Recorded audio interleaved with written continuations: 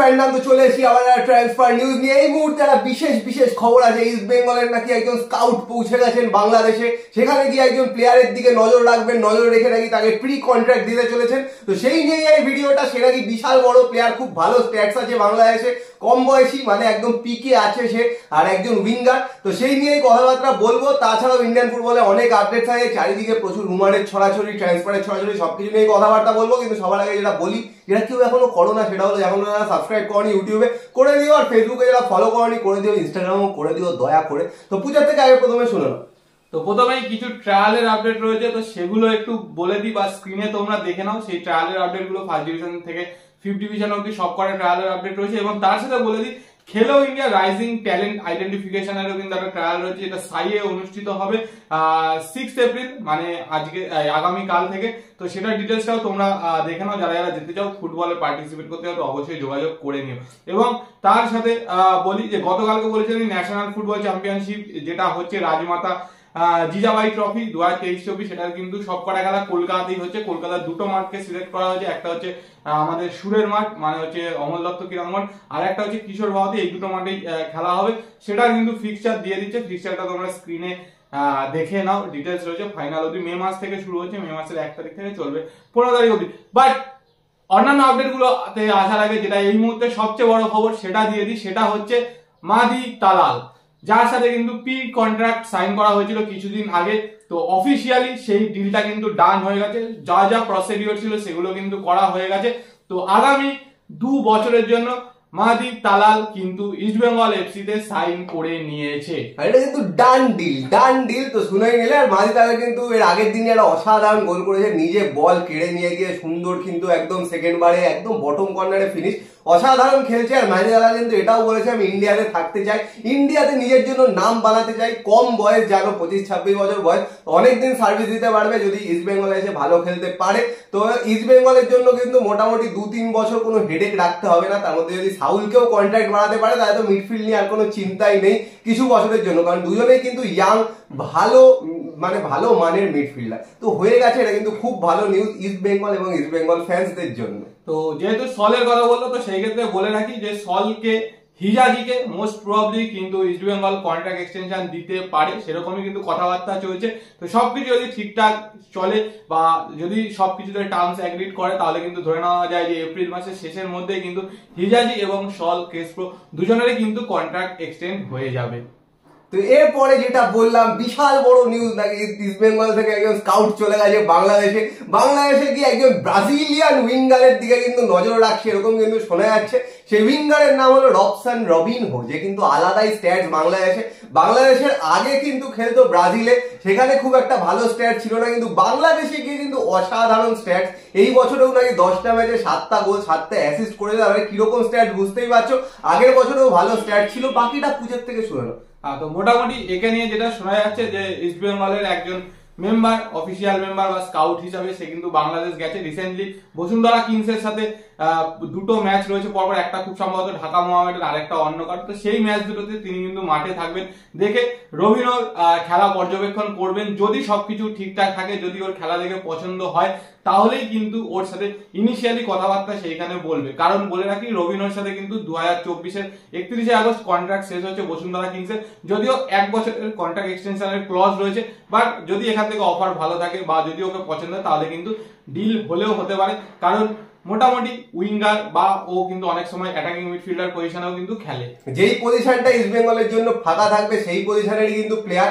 যদি পছন্দ হয় গিয়ে, আর কে গেছে বুঝতেই পারছো, একজন ইস্ট বেঙ্গলের এক্স প্লেয়ার, তো কে গেছে তাহলে বুঝতেই পারছো, তোমরা গেস করতে পারছো। তো সে গিয়ে খেলা দেখবে, খেলা দেখে যদি পছন্দ হয় কথাবার্তা চালাবে, কন্ট্রাক্ট নিয়ে নেগোসিয়েশন করবে সবকিছু, তারপরে কিন্তু দেখা যাবে। আর বলে রাখি, এও কিন্তু বয়স্ক প্লেয়ার নয়, 28 বছর বয়স, এই বছরে 29 হবে। মানে বুঝতে পারছো কেরিয়ারের একদম পিকে আছে, ভালো একজন স্কিলফুল কিন্তু উইঙ্গার।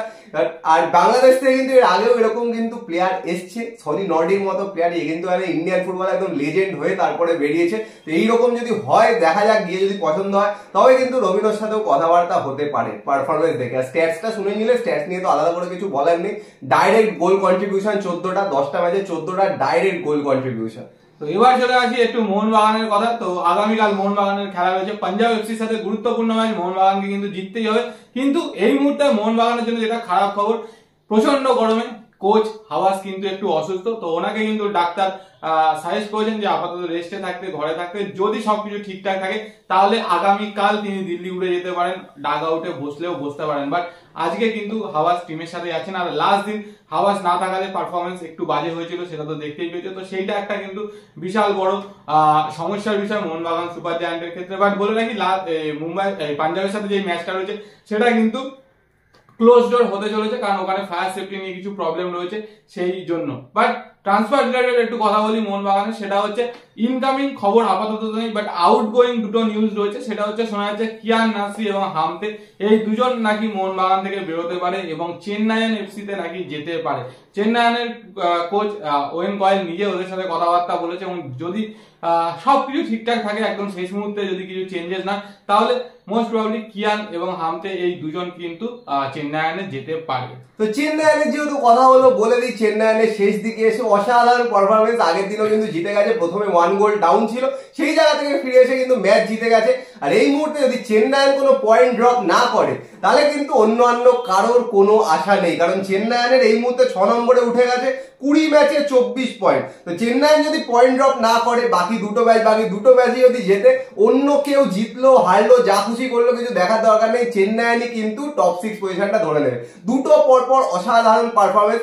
এবার কিন্তু ইস্ট বেঙ্গল যদি কোয়ালিফাই করতে হয় অনেক জনের দিকে তাকিয়ে থাকতে হবে, কারণ অনেক হিসেব নিকেশ আছে।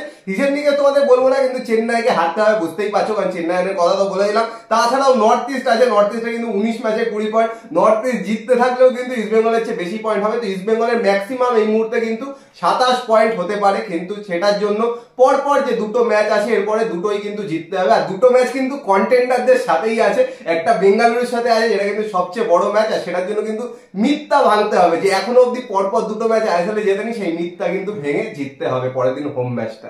তো এবার একদম শেষে আসি, কলকাতা ফুটবল প্রেমীদের জন্য, বাংলার ফুটবল প্রেমীদের জন্য সবচেয়ে সুখবর, সেটা হচ্ছে মোহামেডান স্পোর্টিং আনঅফিসিয়ালি কিন্তু আই লিগ চ্যাম্পিয়ন হয়ে গেছে। তো অফিসিয়ালি মোস্ট প্রবাবলি আগামী কালই কিন্তু চ্যাম্পিয়ন হতে চলেছে, কারণ গতকাল শ্রীনিধি ভার্সেস নেরোকার ম্যাচ ছিল, আর অসাধারণ খেলা হয়েছে। দুই অর্ধ মিলে 20 মিনিট এক্সট্রা টাইম দেওয়া হয়েছে, মানে 110 মিনিটের খেলা হয়েছে।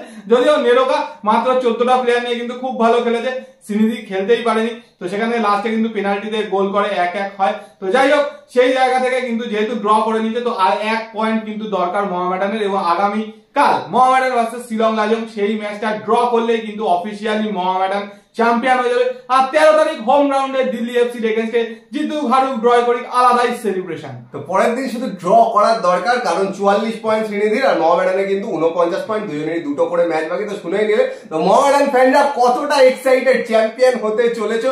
এই জায়গা থেকে আর হারা কোনো মতেই সম্ভব নয়, একটা ম্যাচ ড্র করলেই হয়ে যাবে। তো চ্যাম্পিয়ন হতে চলেছো সেই নিয়ে কি বক্তব্য। আর ইস্ট বেঙ্গল ফ্যানরা কতটা এক্সাইটেড, মাদি দালালের মতো একজন অসাধারণ ট্যালেন্ট কিন্তু সাইন হয়ে গেছে, একদম ডান ডিল। আর আরেকজনের কথা বললাম যে রবসান রবিনোস, তাকে নিয়েও কি বক্তব্য কমেন্ট বক্সে কমেন্ট করে জানিও। আর ভিডিওটা পছন্দ হলে লাইক করে দিও, শেয়ার করে দিও, চ্যানেলটা অবশ্যই সাবস্ক্রাইব করে দিও, আর বেল আইকনটা টিং টং করে দাও রেগুলার নোটিফিকেশন পাওয়ার জন্য। তো চলো এখনের জন্য টাটা।